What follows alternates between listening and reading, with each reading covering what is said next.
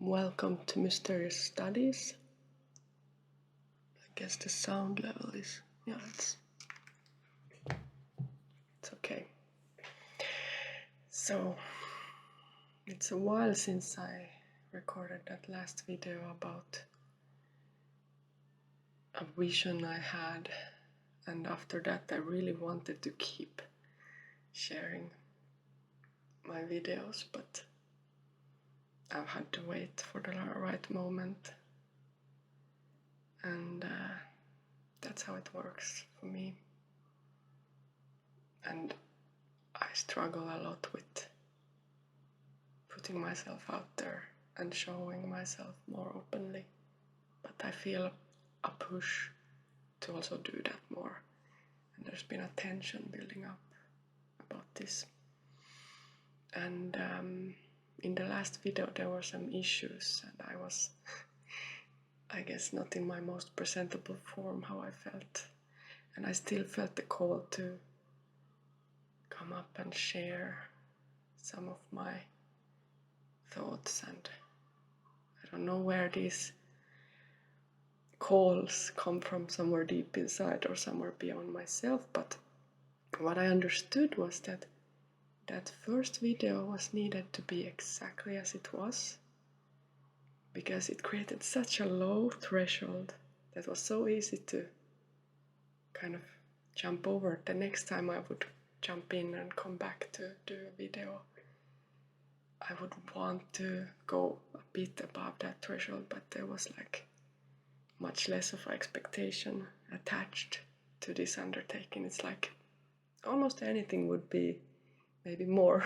professional than that, but actually professional is not the point, really. I believe we can strive for doing the best we can do with what we have, and we don't have to, but I feel I want to express what I have to express, what I feel called to express, as efficiently or as elaborately as I'm able to do. And it's not going to be perfect, it's going to be colored by me, by my clumsiness and awkwardness, and that's how it's supposed to be, because I'm the filter to whatever I'm saying. And that makes it a bit easier to just flow with that, accept that, and be less perfectionistic about the creations. So let's delve into the introduction for Mysterious Studies. Mysterious Studies is something that has been kind of building up inside of me for years. That's why I started Mysterious Studio, my website, and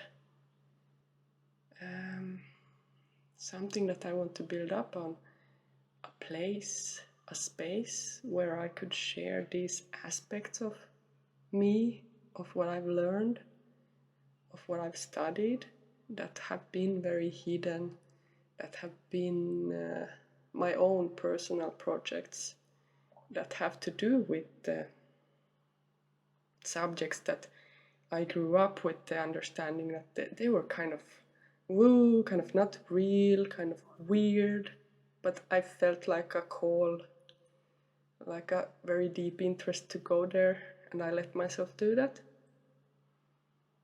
So for a while, Mysterious Studio was I tried to make it into something that I didn't really want it to be. Like I tried to make it into this typical, some kind of a design consultancy or a store where I would sell prints. I didn't have the energy to do that. I enjoy my visuals and that work, but there was something that was just like, meh, that's not the main thing that it should do.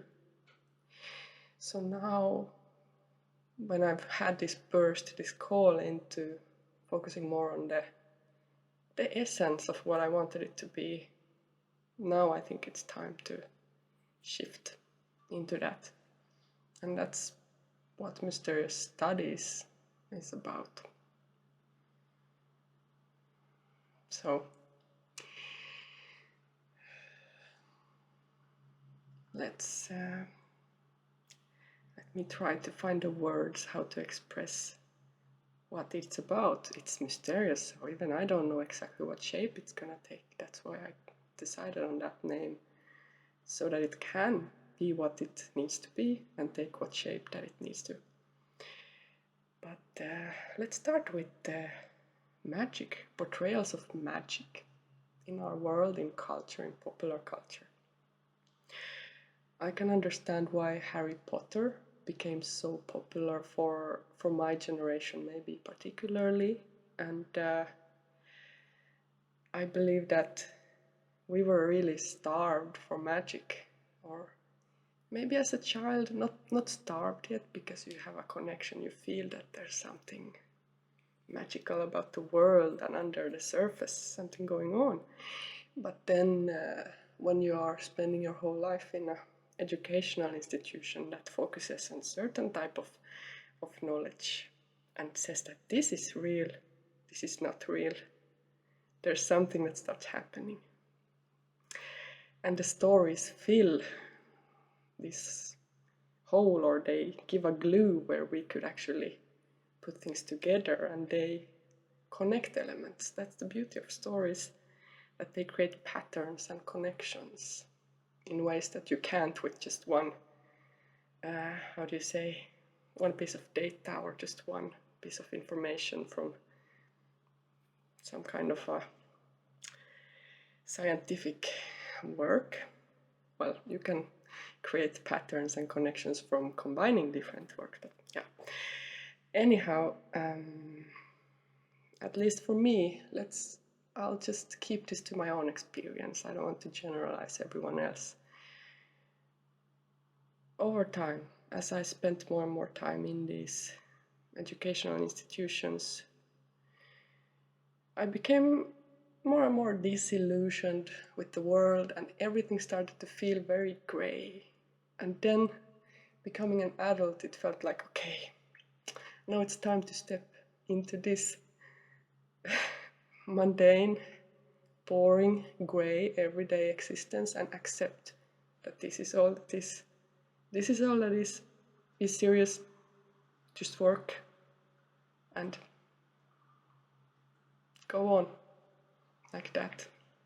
And then when we have something like Harry Potter, where these, what they get to study is magic, of course, who wouldn't want to get an invitation to a school where you could study magic instead of some subjects that you don't see the purpose with for yourself? I mean, they have purposes, and I don't want to look down on education, because I was a curious person and I actually loved studying.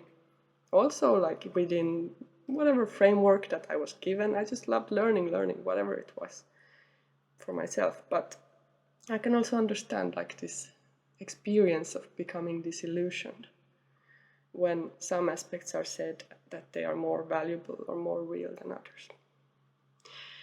So jump forward to 2019, when I had worked back then for 3 years as a university lecturer, because I kept on studying. I did some university degrees, and then I ended up also teaching. And then in 2019, I suddenly got a little stone, like a crystal, from my friend, because she just had been out in another country and she thought that this would help me. She had felt something with that stone. And when she gave it to me, it just ignited something.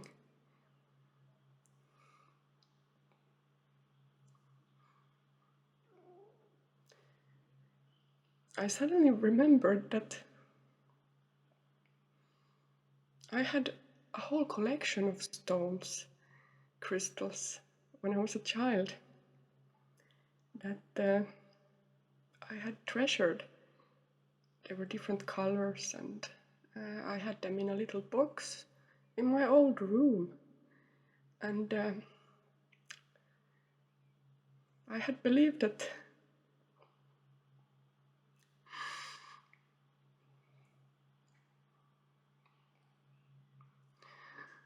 they were magic.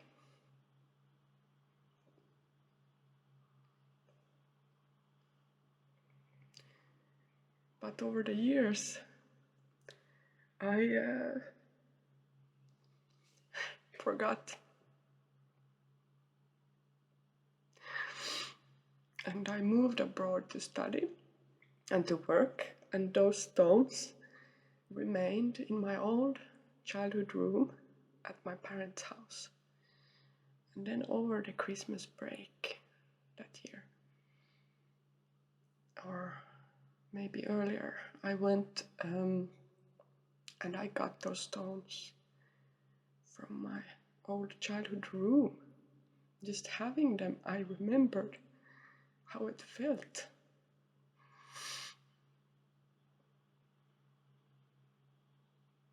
To believe that they were magic.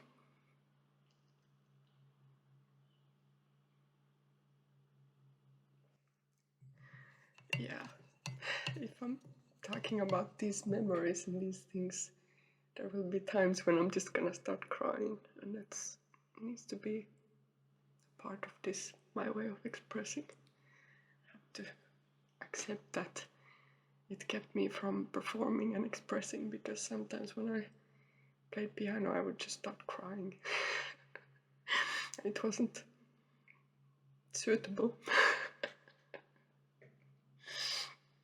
So these little stones ignited a whole new chapter in my life, where I decided to ask myself, what if they are magic? What if it is all real? What if magic actually exists? And what if I can learn about it? What if it exists in my reality too, and not just in some Harry Potter universe? Maybe it exists in a different shape, in a different way, but I'm going to find out. I loved studying, and this was a subject that I grew very passionate about. So in my free time, when I worked as a lecturer, I was studying about magic. And this was around the time when these witchy things started to become more popular. A lot of more public witches sharing their craft and writing books, and became trendy. So that's kind of where my studies began, because it was very easily accessible. But then one reference led to another, something mentioned in a book, like this is more of the source material to this, Aradia, Corpus Hermeticum, like it. Then my studies went deeper and deeper into, different areas of the occult or the esoteric. And with my existence being in more of a Western context, that's where it kind of started out. And anyway, I realized that our whole world was filled with knowledge about magic, and people who believed it was real, or knew it was real, or worked with it, and that there had been people working with it for far longer than I had understood or imagined, and that it wasn't anything strange or different. Like in Harry Potter, it's a bit of a different type of thing. It's not like the everyday kind of thing. Well, anyway, the deeper my studies went, the more I realized that I was coming kind of back to the everyday existence, the grayness from where I was maybe a bit trying to escape in the beginning.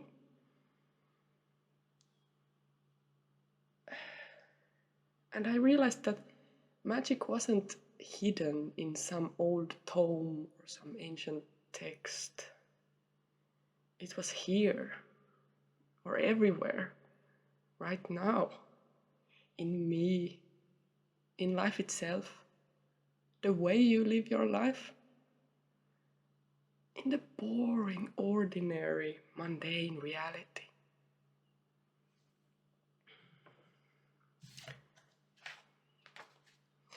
But now everyday reality appeared very different. It was ignited with a different type of life, a spark, because everything, I realized everything is miraculous. I think there's a famous Einstein quote that we can live as if nothing is a miracle or everything is a miracle, and I started to see it that way. That magic was just inherently a part of us and life itself. So, what can I talk about these studies? What can I share now when I think it's quite mundane and in a way boring? Not boring, but very ordinary. To work with magic, because magic is life, deeply connected to life. Well, in this series in Mysterious Studies, I want to share some of my explorations and perspectives, and I feel that I can add a voice, add my voice and my perspective to the whole. I can, and I need to, I feel called to add this perspective out there for anyone who could find something interesting, something of value, or just something entertaining out of this, if that's what you're looking for. So, yeah, that's kind of what ignited me to want to do this. But before I begin, I want to share a disclaimer so that I don't have to maybe say it in each and every episode, but it's something to keep in mind while accessing these materials or what I share. So my perspective is just one perspective, and my perspective is no less or no more valid than anyone else's. And you are free to disagree completely with anything I say, and your own experience in your own life may have presented you with a very different reality. And that's okay. Well, honestly, you will probably have a bit of a different reality because you're a different person, and that's how it should be. So please filter everything that I say and share through your own life, your own perspective, your own experience, and pick with you what resonates and what feels is true in your life. And you can leave all the rest. And if you want to share, if you feel called to share your perspective, feel free to do so. Contact me or comment or share it to someone else in some other form. And of course, my perspective has its blind spots, and that's a part of it. It's one perspective, after all. I grew up with tremendous privileges in many ways. I've been able to study. I've been able to access and buy books, access materials. Also, in the time that I'm living in, there are a lot of materials available in a very different way than before. And earlier I didn't want to step up and share my own voice or perspective because I was feeling like I was taking away from someone, because it was so easy for me to step up and do so, and I had the means. But I don't think that me talking is taking away anything from someone else anymore. and that's not my intention, and I am nothing but just another perspective in the deepest essence. And I believe that we're in a moment of time in history where it's time to share our different perspectives, regardless of who we are or what appearance of privileges we may have in this outer reality. I think everyone who feels called to should share their perspective so that they can find the others and the other perspectives that resonate, and we can maybe create a different type of a knowledge through shared experiences that we can take part in and learn from. And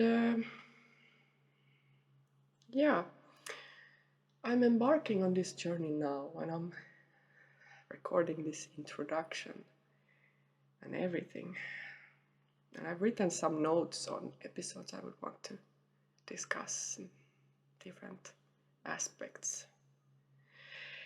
But I can't control the pace of this, and I can only begin this now because right now I feel called to do so. And I can only begin it by accepting that this will proceed at its own pace, in its own time, at the pace that is right. And that's how my expression or my creative output usually works. It comes in something that builds up over time, like deeper inside of me, and then there's such a pressure that in the end it's like have to get it out, and then okay, then I try to release it, channel, get it out. But that pressure can take some time to build in between until it's time to share again. Like with this last video where I had months in between of just being in some cocoon, processing, and now having this time to step up. So, if you're here and you're interested, curious, that's nice, exciting, thank you for being here. If not, then that's nice too. You can do other things and enjoy other materials or create your own. But yeah, let's see what mysteries we can explore.